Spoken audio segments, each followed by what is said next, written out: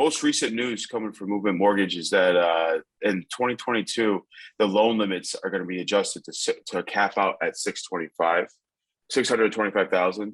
Yep. And that's a big deal because they're currently at 548,000. And that's going to be, it's over a $75,000 allowance to go a little bit, to do conventional loan, to go up to the 625 figure. Before this change, you would then have to be do a jumbo loan. Yep. And jumbo loans are another animal when it comes to financing. Sometimes they have longer turnaround times. They have maybe slightly higher rates. They have stricter reserve requirements. So you have to have a certain amount of money in the bank after you get done with the purchase transaction.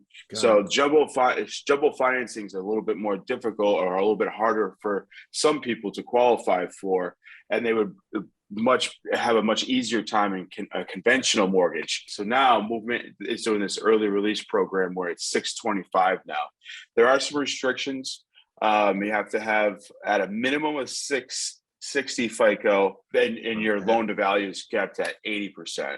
But if you have above a 700, you can go into the higher loan to values, meaning putting less money down, maybe 10%, 15%. It's a 30-year fixed only, and it's not for investment properties or second homes. So these are only owner occupied properties. Matt, this is a fantastic program. When did people start having access to this early release of conventional mortgage versus doing a jumbo mortgage with Movement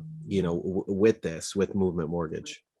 It was actually made live October 12th. And now let me just get this straight. It's coming out for most other banks and mortgage providers, brokerages, I would imagine, after 2022.